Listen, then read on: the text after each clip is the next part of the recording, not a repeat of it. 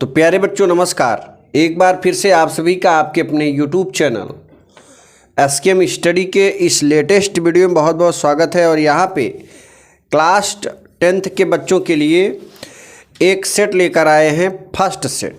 जी हाँ, class 10th के science का पहला सेट का सलूशन देंगे और 2022 के जितने भी सब्जेक्ट हैं सातों सेटों का सलूशन आपको इस चैनल पर मिल रहा है। तो जो बच्चे अभी तक मात्र आप 2 से 3 साल के प्रीवियस ईयर पेपर्स का सलूशन का प्रैक्टिस कर लो, उसमें से आपका लगभग 70 से 75% के बीच में क्वेश्चन फंसेगा। तो इस पूरे मॉडल पेपर्स को तैयार करके ज़रूर जाना। ये 2022 में जो बच्चे दिए थे उन्हीं का पेपर है और उसी पेपर्स का सलूशन करेंगे। तो यहाँ पर देखिए, जब आप एग्ज़ाम में बैठोगे तो इस तरीके से आपको बोर्ड कॉपी मिलेगी। बस आपको एक और मिलेगा जो कि 20 प्रश्नों का आंसर शीट होगा, वो मिलेगा। ठीक, 20 बहुविकल्पी प्रश्न होंगे, बाकी जो प्रश्न आएंगे वो व्याख्यात्मक होंगे। तो देखिए, यहाँ पे आपको रोल नंबर भरना है, अंकों में, शब्दों में, फिर विषय डालना है, फिर प्रश्न पत्र में केवल प्रश्न पत्र, फिर अंकित संकेतांक यहाँ पर, यानी हर पेपर का एक संकेतांक होता है। जैसे देखो, यहाँ पर एक पेपर ले लेते हैं, ये विज्ञान का है, विज्ञान का ही है ये बीके। तो ये जो 824 बीके है ना, यहीं पे हम भरते हैं यहाँ। ठीक है, हालांकि इस पेपर्स का भी हम सलूशन करवाएंगे। पूरा सातों सेट का सलूशन हो गया है। ठीक है, इस पेपर्स का भी हम आपको सलूशन करके दिखाएंगे अगले वीडियो में। तो सभी लोग इस चैनल को सब्सक्राइब कर लें, जो भी बच्चे नए हैं, क्योंकि इस चैनल पर बहुत ही ज़बरदस्त कंटेंट दिए जा रहे हैं। अब देखो, जब आप एक पेज पलटोगे तो यहाँ पर आपको लिखना पड़ेगा 20 प्रश्न का जो बहुविकल्पी प्रश्न है वो तो आप OMR पढ़ देंगे, लेकिन बाकी जो व्याख्यात्मक होंगे वो आपको यहाँ पर लिखना पड़ेगा कॉपी में। तो देखिए, पहला प्रश्न जो बहुविकल्पी है, वायु के सापेक्ष माध्यम का अपवर्तनांक अधिकतम होता है। तो वायु के सापेक्ष माध्यम का जो अपवर्तनांक होता है प्यारे बच्चों, वो हीरा में होता है। किस में होता है? हीरा में होता है। यहाँ देखो प्रश्न लिखा है, फिर उत्तर। एग्जाम में आपको केवल प्रश्नोत्तर डाल के उत्तर लिखना है। क्या लिखना है? उत्तर। कि ये आपके पहले का इशारा सही है यहाँ पे, तो यहाँ पे है दूसरा नंबर सही, तो इस तरीके से लिख देंगे। ठीक, फिर देखिए अगला है, निकट दृष्टि दोष के निवारण के लिए चश्मे में प्रयुक्त करना चाहिए। तो देखिए, एक आपको ट्रिक बता दें, सूत्र, एक सूत्र है निकट दृष्टि दोष दूर दृष्टि दोष को दूर करने के लिए, दूना सूत्र। दूना, इस दूना का क्या मतलब है? निकट दृष्टि दोष के लिए उत्तल लेंस का प्रयोग करते हैं, दूर दृष्टि दोष के लिए उत्तल लेंस का प्रयोग करते हैं, और निकट के लिए अवतल लेंस का प्रयोग किया जाता है। ठीक है, तो ये दूना सूत्र से याद रखना कि दूर दृष्टि दोष के लिए उत्तल लेंस और निकट दृष्टि दोष के लिए अवतल लेंस। तो यहाँ पर निकट दृष्टि दोष के लिए कौन सा? अवतल लेंस का प्रयोग करेंगे। ठीक है, फिर आगे देखिए, चुंबकीय बल रेखाएं क्या होती हैं? सदैव समांतर होती हैं। ये तो गलत है, समांतर नहीं होती। समांतर भी होती हैं लेकिन एक बिंदु पर मिलती हैं, ये भी गलत है। एक दूसरे को कभी नहीं काटती, ये आपका ऑप्शन सही है। परस्पर काटती, ये भी गलत है। तो कहने का मतलब, जो चुंबकीय बल रेखाएं होती हैं एक दूसरे को कभी नहीं काटती हैं, क्योंकि उस पर समान आवेश होते हैं और समान आवेश के कारण वे किरणें, वे बल रेखाएं एक दूसरे को प्रतिकर्षित करती हैं। अब देखिए, यदि चुंबकीय फ्लक्स फाई बी चुंबकीय क्षेत्र की तीव्रता ए अनुप्रस्थ परिच्छेदक का क्षेत्र, इनके बीच संबंध फाई बराबर बी ए। ठीक है, फाई बराबर बी ए होता है प्यारे बच्चों, याद रखना, या बी बराबर फाई बाई ए लिख सकते हैं। बी बराबर फाई बाई ए लिख सकते हैं। तो इसका जो पहला ऑप्शन है वो सही है यहाँ पे। अब आगे देखिए, अगला प्रश्न है दूसरे का क। देखो दूसरे का है, अवतल दर्पण के मुख्य अक्ष पर ध्रुव से 30 सेंटीमीटर की दूरी पर स्थित वस्तु का प्रतिबिंब वस्तु पर ही मिलता है, दर्पण की फोकस दूरी ज्ञात कीजिए। तो देखो इसमें दिया क्या है, ये प्रश्न है हमारा, अवतल दर्पण की मुख्य अक्ष पर ध्रुव से 30 सेंटीमीटर दूरी पर स्थित वस्तु का प्रतिबिंब वस्तु पर ही बनता है, दर्पण की फोकस दूरी ज्ञात करनी है। ठीक है, तो यहाँ पर देखिएगा जरा, 30 सेंटीमीटर दूर स्थित वस्तु का प्रतिबिंब वस्तु स्थित फोकस दूरी। इस अवस्था में जो अवतल दर्पण है, अवतल दर्पण की फोकस दूरी ऋणात्मक होती है। ठीक है ना, यू भी ऋणात्मक होता है। 5 स्थिति पर जो प्रतिबिंब बनते हैं वो भी ऋणात्मक होते हैं। वक्रता त्रिज्या भी ऋणात्मक होती है। तो r बराबर -30 सेंटीमीटर रख देंगे, फिर फोकस दूरी का सूत्र लगाएंगे, F बराबर r/2, और यहाँ पे r की वैल्यू रखेंगे 30 और भाग देंगे, तो F बराबर आ जाएगा -15 सेंटीमीटर। अब आ जाते हैं दूसरे के ख में, 40 सेंटीमीटर फोकस दूरी वाले अवतल दर्पण की वक्रता त्रिज्या ज्ञात कीजिए। तो 40 सेंटीमीटर फोकस दूरी के अवतल, देखो वक्रता त्रिज्या 40 सेंटीमीटर फोकस दूरी है, तो आप जानते हैं वक्रता त्रिज्या बराबर 2 गुणे फोकस दूरी, और 2 यहाँ रखेंगे, फोकस दूरी की वैल्यू 40 रखेंगे, तो आ जाएगा हमारा r बराबर 80 सेंटीमीटर। प्यारे बच्चों ये 2-2 नंबर के प्रश्न हैं और बहुत ही सरल है। ठीक है, वाहन में उत्तल लेंस का उपयोग क्यों किया जाता है? देखो प्यारे बच्चों, जो वाहन होता है ना, अवतल दर्पण का उपयोग क्यों नहीं करते हैं? क्योंकि देखो आपको बता दें कि ये अवतल दर्पण है, दाहिने तरफ कलई किया जाता है ये, और बाईं तरफ परावर्तक तल होता है। ठीक है, ये उत्तल दर्पण है, ये अवतल दर्पण है। इस पर ये मुख्य अक्ष बना दे रहे हैं और यहाँ पर भी मुख्य अक्ष बना दे रहे हैं। अब इसका एक फोकस बना दे रहे हैं, इसमें भी एक फोकस बना दे रहे हैं। क्यों किया जाता है, हम यहाँ पे देखो आपको समझा दे रहे हैं कि वाहनों में केवल अवतल दर्पण का क्यों किया जाता है प्रयोग। इस पर जब कोई भी किरण पड़ेगी ना अवतल पर, तो सारी किरणें एक बिंदु पर एकत्रित होंगी। अगर हम अवतल दर्पण में अपने चेहरे को देखें, अपने आँख से चेहरे को देखें, तो सारी किरणें जाकर कहाँ दिखेंगी? एक बिंदु पर। यानी जो विस्तार क्षेत्र है वो बहुत कम एरिया में हो जाएगा, देखने का एरिया बहुत कम बनेगा, इतना एरिया बनेगा, एक छोटा सा एरिया। लेकिन अगर उत्तल दर्पण में हम प्रकाश किरण डालें तो आप देख रहे हैं जो विस्तार क्षेत्र है वो धीरे धीरे बढ़ रहा है, किरणें फैल रही हैं। यहाँ से जब देखेंगे हम किरणों को, ठीक है, इस दर्पण में, तो हमारी जो आँख की किरणें होंगी वो एक बड़ा दृश्य बनाएंगी, यानी एरिया बहुत बड़ा बनाएंगी। एरिया बहुत बड़ा बनाने से क्या होगा कि दृष्टि क्षेत्र ज़्यादा हो जाएगा, देखने का जो एरिया है वो ज़्यादा हो जाएगा उत्तल दर्पण में।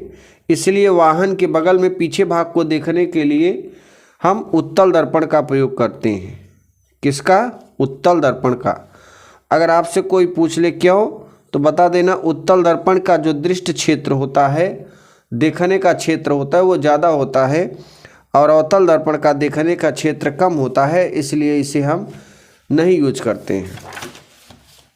ठीक, अब देखो इसमें क्या लिखा गया है, वाहनों में उत्तल दर्पण का प्रयोग पश्चात दृश्य दर्पण के रूप में किया जाता है, क्योंकि यह वस्तु का प्रतिबिंब सीधा, छोटा, आभासी तथा दर्पण के पीछे बनता है। इस दर्पण का दृष्टि क्षेत्र बहुत अधिक होता है। ठीक है ना, देखो आभासी प्रतिबिंब कोई भी बनाए, कोई भी दर्पण, तो हमेशा सीधा ही बनाएगा। अब बड़ा बनाए या छोटा बनाए बात अलग है, लेकिन आभासी प्रतिबिंब हमेशा याद रखना वो सीधा ही बनता है। अब ये तो रहा हमारे दूसरे के क ख ग की। अब हम आ जाते हैं तीसरे के क में। तीसरे का क है 15 सेंटीमीटर। देखो तीसरे क में दो क्वेश्चन हैं, एक अथवा के ऊपर है, एक अथवा के नीचे है। 15 सेंटीमीटर फोकस दूरी का कोई अवतल लेंस किसी वस्तु का प्रतिबिंब लेंस से 10 सेंटीमीटर दूरी पर बनता है। वस्तु लेंस से कितनी दूरी पर स्थित है? ठीक है, किरण आरेख बनाइए। 15 सेंटीमीटर फोकस दूरी का कोई अवतल लेंस, अवतल लेंस की फोकस दूरी ऋणात्मक होती है, यह बराबर हो जाएगा -15। वस्तु का प्रतिबिंब लेंस से 10 सेंटीमीटर। अब देखो लेंस से केवल 10 सेंटीमीटर बन रहा है, तो यहाँ पर F की जो वैल्यू है वो क्या है 10, U की वैल्यू V की वैल्यू है 10 सेंटीमीटर। अब U की वैल्यू हमें निकालनी है, तो ये देखो किरण आरेख बना हुआ है। ठीक है, चलिए क्या क्या दिया है ये ज़रा देख लेते हैं। इसमें U की वैल्यू, V की वैल्यू दिया था। ठीक है, U की निकालना है, F की दिया था, और सब की हम माइनस में ही रखेंगे। ओके, अब इसमें जब यहाँ पे रखोगे V की वैल्यू और U तो निकालना ही, F की वैल्यू रखेंगे। फिर इसको यहाँ पे ऊपर नीचे माइनस गुणा किया तो ऊपर माइनस हो गया, यहाँ भी माइनस हो गया। फिर मैंने इसको क्या करा, इसको इधर ले आया, इसको इधर ले आया, तो इतना उतारा, फिर ये माइनस में इधर आया प्लस में हो जाएगा, 1/b माइनस में इधर आया प्लस में। अब तिर्यक गुणा करेंगे तो 15 माइनस में 10 प्लस में, 15 में से 5 घटाएं -5 आ जाएगा। ठीक है, और फिर यहाँ पे जब काटेंगे तो आ जाएगा हमारा b बराबर -30। ठीक है, u बराबर। अब बात कर लेते हैं आवर्धन क्षमता की। तो आवर्धन क्षमता m बराबर होता है v/u, -v/u होता है लेंस में, दर्पण में -v/u होता है। v की वैल्यू u की वैल्यू रखेंगे तो 1/3 बनेगा। ठीक, अब देखो तीसरे के ख का अथवा देखते हैं। इसमें भी अथवा क्वेश्चन दिया गया है।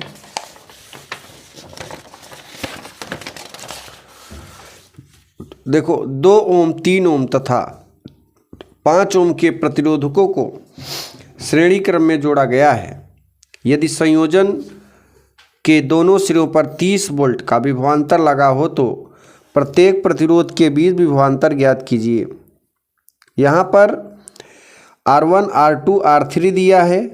ठीक, और किस क्रम में है? श्रेणी क्रम में। तो श्रेणी क्रम में आप जानते हैं कोई चीज़ श्रेणी क्रम में होता है, ये सूत्र लगेगा R बराबर R1 + R2, और मान रखेंगे R बराबर आ जाएगा 10 ओम। फिर ये हमारा चित्र है, यहाँ पे वोल्टेज दिया है, इसमें वोल्टेज 30 वोल्ट, R की वैल्यू 10 ही आ गई, तो I की वैल्यू निकाल सकते हैं। तो देखो I बराबर V बराबर IR होता है। V बराबर क्या होता है? V बराबर IR। तो यहाँ से अगर I की वैल्यू निकालेंगे तो V/R, तो V की वैल्यू रख देंगे 30 वोल्ट और R की वैल्यू 10, और काटेंगे तो 3 एम्पियर आ जाएगी धारा। यानी इस पूरे परिपथ में कितनी धारा प्रवाहित होगी? 3 एम्पियर। अब श्रेणी क्रम में हम चेक कर लेते हैं कि प्रत्येक परिपथ में धारा कितनी बह रही है। ठीक है, तो यहाँ देखिए R1 बराबर 2, V1 बराबर, तो विभवांतर की वैल्यू निकाल लेते हैं। ओम का नियम V बराबर IR से, तो V1 बराबर यहाँ पर कितना वोल्टेज है? V1 बराबर IR, I की वैल्यू 3, R की वैल्यू 2 इस परिपथ में, तो ये हो जाएगा 6। ठीक, इस तरीके से V2 वाले में 9 वोल्ट आ जाएगा और V3 वाले में 15 वोल्ट आ जाएगा। ठीक, और इस तरीके से हम इसे निकाल सकते हैं कि हर परिपथ में कितनी वोल्टेज धारा है। अब आ जाते हैं चौथे नंबर क्वेश्चन की ओर। तो हमारा जो चौथा है वो है विद्युत धारा के चुंबकीय प्रभाव से आप क्या समझते हैं? एक लंबे सीधे धारावाही चालक तार द्वारा उत्पन्न चुंबकीय क्षेत्र की तीव्रता किन किन बातों पर निर्भर करती है, और चुंबकीय क्षेत्र की दिशा के नियम लिखिए। अथवा में कार्य विद्युत मोटर का क्या सिद्धांत है, इसकी रचना का सचित्र वर्णन कीजिए, इसकी कार्यविधि समझाइए, विद्युत मोटर का उपयोग लिखिए। तो ये चौथे का आंसर यहाँ पे दिया गया है। ठीक है, कि विद्युत मोटर एक ऐसा साधन है, एक ऐसा उपकरण है जो विद्युत धारा को यांत्रिक ऊर्जा में बदलता है। ठीक है, विद्युत धारा को यांत्रिक ऊर्जा का मतलब है कि जैसे आपके घर में कोई आटा चक्की है तो वो पहले विद्युत लेगी, उसके बाद वो चक्की चलेगी, तो चलने को क्या बोलते हैं, यांत्रिक। और वो चलना भी एक ऊर्जा है, इसलिए उस पूरे नाम को कहेंगे यांत्रिक ऊर्जा। जैसे विद्युत जनरेटर क्या होता है कि विद्युत जनरेटर को हम लोग पहले चलाते हैं और फिर उसमें से विद्युत निकलता है। तो जब कोई चीज़ चला के विद्युत निकालेंगे तो यांत्रिक ऊर्जा से कन्वर्ट हो रहा है विद्युत ऊर्जा में। अब किसी को अगर विद्युत देकर चलाएंगे तो विद्युत से यांत्रिक ऊर्जा में बदल रहा है। तो हमारा जो विद्युत मोटर होता है वो विद्युत लेकर वो चलता है, यानी विद्युत ऊर्जा को यांत्रिक ऊर्जा में कन्वर्ट कर देता है। फिर इसके सिद्धांत क्या हैं,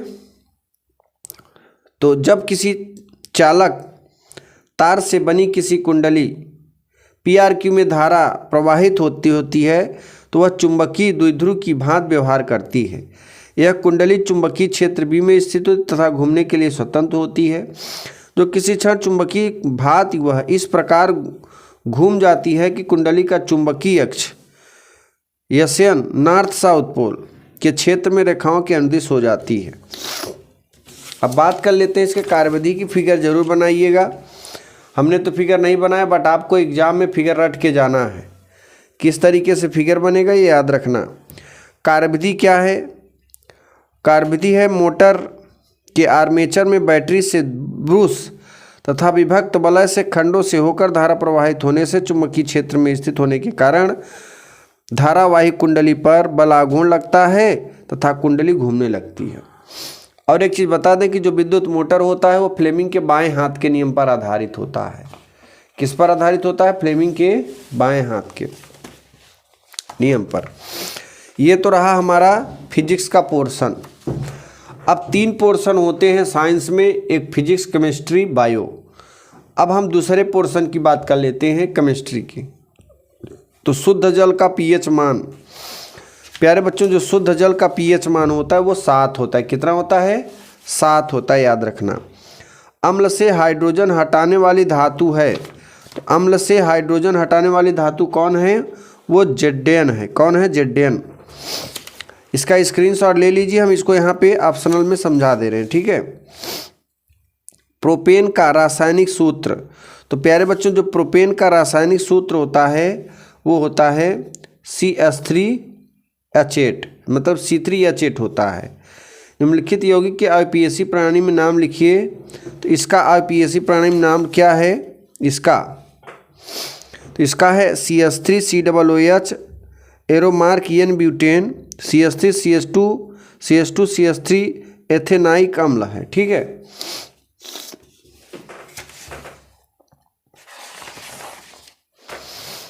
अब आगे देखिए,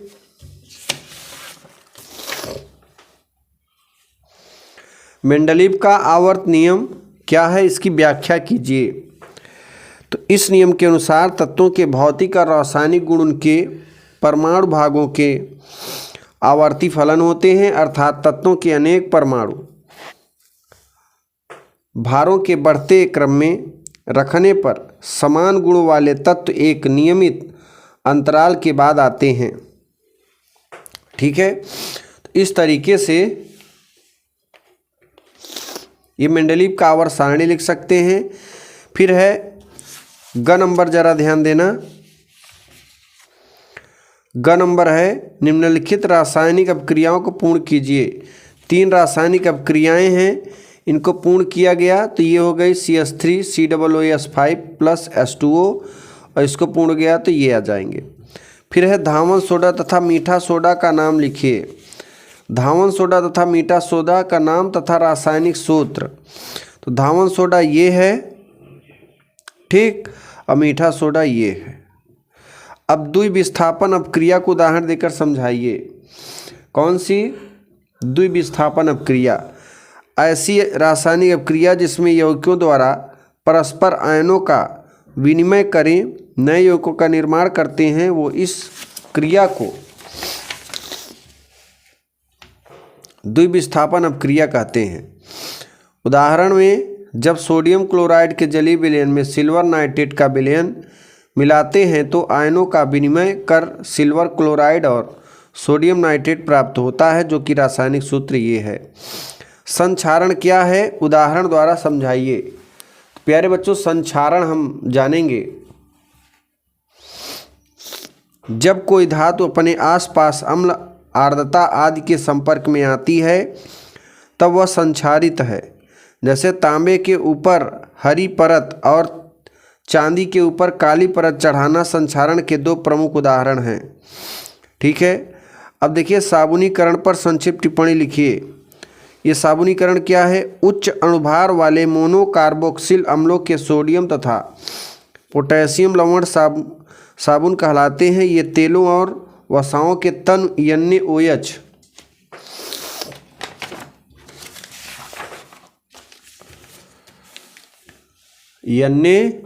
या KOH द्वारा जल अपघटन से प्राप्त किए जाते हैं। इस अपक्रिया को साबुनीकरण कहते हैं। ठीक है, आवर्त सारणी में आवर्त सारणी तथा समूह को परिभाषित कीजिए। ये देखिए 8वें का ख नंबर है, साबुनीकरण पर संक्षिप्त टिप्पणी लिखिए। तो प्यारे बच्चों जरा ध्यान देना, आवर्त सारणी में साबुनीकरण पर संक्षिप्त टिप्पणी यहाँ पे ये हो गया। आवर्त सारणी वाले में आ जाते हैं। आवर्त सारणी में आवर्त तथा समूह को परिभाषित कीजिए। जरा ध्यान देना, आवर्त की विशेषताएं, आवर्त की विशेषताएं क्या होती हैं प्यारे बच्चों? जरा ध्यान देना। आवर्त सारणी में आवर्ती की क्रम संख्या 1 से 7 तक होती है। दूसरा नंबर, आवर्त में घाती गुण परमाणु क्रमांक की वृद्धि के साथ हटते हैं। तीसरा है आवर्त सारणी ऑक्साइडों का क्षारीय गुण परमाणु क्रमांक के बढ़ने के साथ हटते भी हैं। अब ये समूह वर्ग क्या होता है? जरा ध्यान देना। जब किसी वर्ग में नीचे बढ़ते हैं तब परमाणु आकार में वृद्धि होती है, क्योंकि ऊपर से नीचे जाने पर एक एक क्रॉस की वृद्धि हो जाती है। ठीक है, अब देखिए आगे।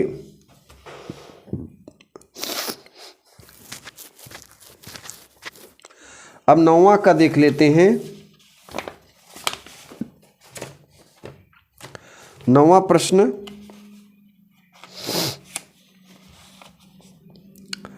अथवा में ये करना नहीं है। 9वां प्रश्न में बायोलॉजी आ जाएगा हमारा। ठीक है, खंड ग, वह प्रक्रिया जिसमें जटिल कार्बन अणु सरल अणु में टूटते हैं वह उपचायी अपक्रिया कहलाती है। कौन सी अपक्रिया प्यारे बच्चों? उपचायी। ये देखो उपचायी अपक्रिया कहलाती है। ठीक है, फिर है हमारा चर्मदाह तथा पैलाग्र रोग। चर्मदाह या पैलाग्र रोग निम्नलिखित में से किस विटामिन की कमी से होता है? तो ये होता है दोस्तों हीमोग्लोबिन के कमी से, ये विटामिन बी के कमी से होता है। किसके? विटामिन बी के कमी से। ठीक है, अब आगे देखिए। अगले प्रश्न में आते हैं। अगला प्रश्न है हमारा, जरा ध्यान देना। हीमोग्लोबिन महत्वपूर्ण भूमिका निभाता है। तो प्यारे बच्चों जो हीमोग्लोबिन होता है ना, वो जो है श्वसन में महत्वपूर्ण भूमिका निभाता है। किसमें? श्वसन में। उत्सर्जन में भी नहीं निभाता, पोषण में भी नहीं निभाता, पाचन में भी, तो सबसे किसमें निभाता? श्वसन में निभाता है। फ्लोएम द्वारा भोजन का स्थानांतरण होता है। तो फ्लोएम द्वारा जो भोजन का स्थानांतरण होता है प्यारे बच्चों, वो किसमें होता है? जरा ध्यान देना, ये किसमें किया जाता है फ्लोएम द्वारा? तो ये होता है आपके ये होता है आपके सुक्रोज के रूप में। किसके रूप में प्यारे बच्चों? सुक्रोज के रूप में होता है। और एक्चुअली में ना ये सुक्रोज के रूप में ही होता है, ठीक है ना। तो अब आगे देखेंगे 10वां नंबर प्रश्न। लार में कौन सा एंजाइम पाया जाता है और वह किसका पाचन करता है? लार में कौन सा एंजाइम? प्यारे बच्चों, लार जो है ना बहुत ही भूमिका निभाता है खाना को खाने में, ठीक है। जिसकी लार ग्रंथियाँ कमज़ोर रहती हैं उनके खाना कम पचते हैं। तो यहाँ पे देखिए, अब हम आ जाते हैं इसमें, ज़रा ध्यान देना, लार का है ये है। तो टायलिन एंजाइम स्टार्च का पाचन कराते हैं। कौन कराते हैं? टायलिन एंजाइम, ठीक है ना। परागण का नामांकित चित्र बनाइए। तो ये देखिए परागण है, इसका चित्र यहाँ पे पूरा दर्शाया गया है, इसका स्क्रीनशॉट ले सकते हैं। अब आगे देखेंगे, पुनरुद्भवन किसे कहते हैं? कोई देव उदाहरण दीजिए। तो यहाँ पे पुनरुद्भवन किसे कहते हैं? कोई दो उदाहरण। अब यहाँ पे देखिए पुनरुद्भवन, स्पंज, हाइड्रा आदि, जिनके 2 या 2 से अधिक भागों में प्रत्येक भाग अपनी कमियों को पूरा करके एक पूर्ण जीव बना लेती हैं। इस तरह केचुआ, सितारा, मछली आदि भी शरीर का अधिकांश भाग दोबारा बना लेती है। पुनरुद्ध के रूप के कारण हाइड्रा की 1 से अधिक जातियों के फटे हुए शरीर आपस में जोड़े जाते हैं, ठीक है। अथवा में क्या है? 11 का अथवा, 11 के अथवा में ये है हमारा कि मतलब ख का है। परिवार नियोजन से आप क्या समझते हैं? परिवार नियोजन की इन्हीं 2 विधियों का वर्णन कीजिए। इसका आंसर यहाँ पे है, फटाफट आप स्क्रीनशॉट ले सकते हैं, ठीक है। और यहाँ पे कुछ भाग इसके हैं यहाँ पे। अब देखिए, अब आ जाते हैं, ये पुमंग तथा जायांग में अंतर बताइए, दोनों के कार्य समझाइए तथा परागण एवं निषेचन में विभेदन कीजिए। तो यहाँ आप देखिए, पुमंग है, पुमंग के नर जननांग हैं, जबकि वायमांग के नर जननांग मादा के नर जननांग हैं। अब परागण क्या है? परागकणों के परागकोश से वर्तिकाग्र तथा पहुँचने की क्रिया को परागण क्रिया कहते हैं। इस प्रक्रिया में किसी प्रकार की कोई 2 कोशिकाएं संलयन नहीं होती हैं, यह निषेचन पहले ही हो जाती है। निषेचन क्या है? नर तथा मादा केंद्रकों का संलयन निषेचन कहलाता है। वर्तिकाग्र से परागण समय एक तरल पदार्थ स्रावित होता है, ठीक है। तो ये रहा हमारे इस पूरे पेपर्स का सल्यूशन। तो सभी बच्चे इस चैनल से जुड़ जाएं, इस चैनल को सब्सक्राइब करें, क्योंकि अगले वीडियो में आपको एक नया क्लास 10th के पेपर्स का सलूशन लेकर हाजिर होंगे। अगले वीडियो में आपसे फिर मिलेंगे, तब तक के लिए जय हिंद, जय भारत। और अगले वीडियो में आपको इस पेपर्स का सलूशन देखने को मिलेगा, ठीक। तो जो बच्चे इस पेपर्स का सलूशन देखना चाहते हैं वो नेक्स्ट वीडियो में तैयार रहेंगे, इस चैनल को सब्सक्राइब कर लेंगे।